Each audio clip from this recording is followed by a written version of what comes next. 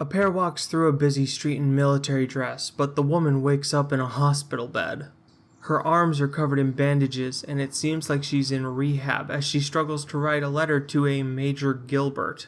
Then we're treated to a beautiful intro shot showing us the setting, which looks like it's Industrial Revolution. This is Violet Evergarden. Claudia Hodgins monologues about her. A military secret, a tool, a weapon, a child soldier unmatched by any other. He arrives at the hospital as Violet tries to leave her bed, bombarding him with questions about Major Gilbert. But he deflects them, and they go unanswered, for now. She asks him again, and Claudia tells her a half-truth, leading into fragments of world-building, telling us that this is after a big war took place. Using Gilbert as a cause, or maybe an excuse, Claudia takes Violet to her adoptive family in the city of Leiden. Another flashback, and they make it to the city where her adopters live, the Evergardens. Violet spills some hot tea on her hand, leading to the big reveal of her character.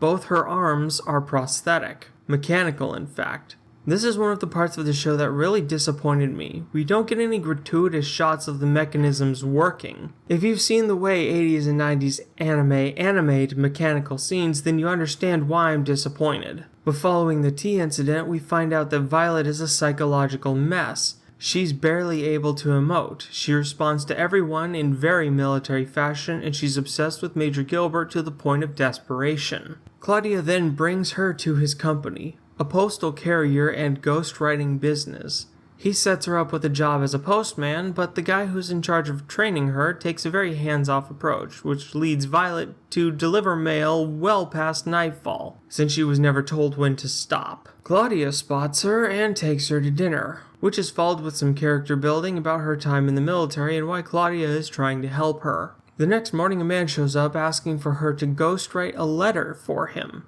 But because she's just so stark with her words, she sucks at it. She copies what he says verbatim, accompanied by more flashbacks to her time in war. But as it turns out, it's not Violet writing the man's letter. It's another employee. We learn that this is called the Auto Memory Doll Service, and Violet has found what she wants to do and what she wants to know. We learn that the one who brought the child to Gilbert in the first place was his older brother, Dietfried. Then Claudia introduces Violet to the other dolls, Catalea, Iris, and Erica. Catalea takes over her training, giving Violet her first experience with a typewriter. Iris and Erica gossip over lunch while Catalea keeps Claudia informed with a bit of flirting. The next day, Violet is assigned to shadow the other dolls to learn the job, but fails to actually grasp it as she continually corrects both the dolls and clients. Peak military efficiency. This ends with Violet impromptu taking her first client with a haughty game-playing woman.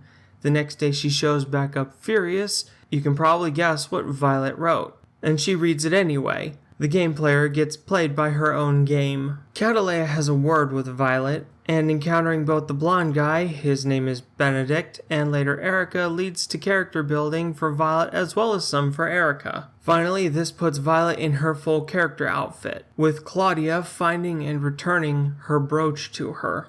Catalea suggests Violet attend the doll training course, with a bar date funded by Catalea bringing character building for Gilbert, who, at best, we can assume is MIA, but suggested to be KIA. Another day and Violet is on her way to the training course, a classroom full of hopefuls looking to graduate certified as dolls. First lesson, words per minute.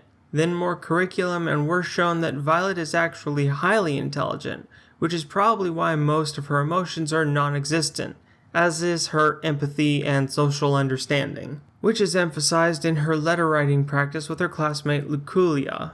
After class, she takes Violet up a bell tower, which she calls the best view in the city, and running into her brother, Spencer, on the way home. He's a crippled vet who's sunk into alcohol. With 9 graduates, including Luculia, Violet has to do some introspection to find why she failed. This brings Luculia back into the scene for her own character building, the state of her family and how she and her brother are dealing with life after. Violet suggests putting Luculia's feelings into a letter for her brother, but Luculia runs off, so Violet writes the letter without her and gives it to Spencer. The next day, Luculia brings Violet back to the school where the instructor congratulates Violet for her late graduation from the course.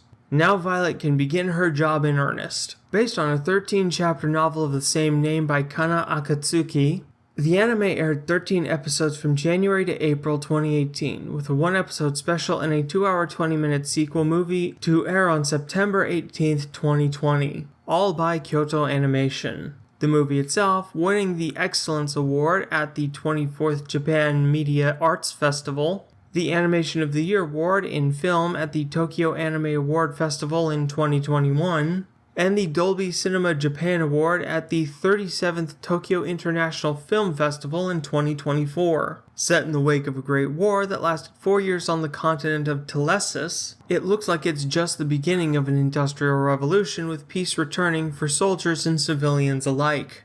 The world and aesthetic are immaculate, as it's just real enough to see as historical, but just fantasy enough for you to recognize it's not our world. And while the main character is Violet Evergarden, her story is told by proxy through the characters she encounters, her search for the meaning of words, discovery of her own emotions, and the fate of Major Gilbert Bougainvillea, being the subplot to an ever-changing main plot. Episode plots include Iris and her hometown, small-town girl story, which bears saying Iris is an anime original character, not in the novels. The public love letters between the prince and princess of neighboring kingdoms and the advent of their marriage, which she gets some help from Catalea to complete. Manuscript preservation at an observatory. A playwright deep in his grief after losing his wife, then his daughter, to illness. And a dying mother having dozens of letters written, so her daughter will receive a letter on her birthday for 50 years. This is a story about tragedy, loss, and love. Healing and closure for the sad stories, resolution for the romantic ones.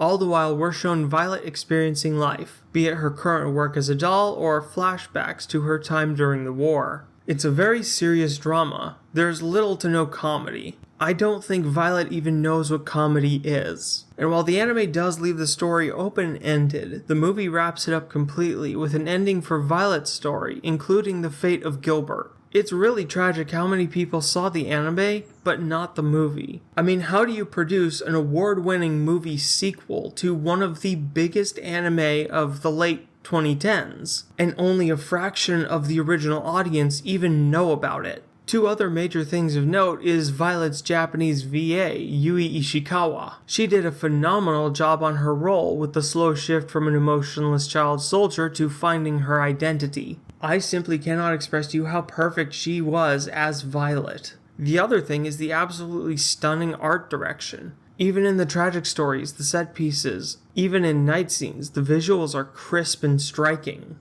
The dark scenes aren't vibrant per se, or at least not all of them are, but there's this contrast between the foreground and background that's just makes it pop. When episode 7 first aired, the episode with the playwright, I saw the lake crossing scene and I immediately screen capped it and used it as a wallpaper for around 2 years. It was one of the most beautiful and well animated scenes of the entire year. And while I wouldn't quite call the anime a masterpiece, it comes very close to it. And the majority of the reason why is because it has a movie that completes it. If it was just the anime, it wouldn't be nearly as good. I am the NBT. This has been the Noble Weeaboo. Like or don't, sub or don't, and thank you for watching. I cannot recommend enough watching this anime, especially in Japanese. It's a beautiful story, beautifully animated, and the movie makes it a complete and satisfying one.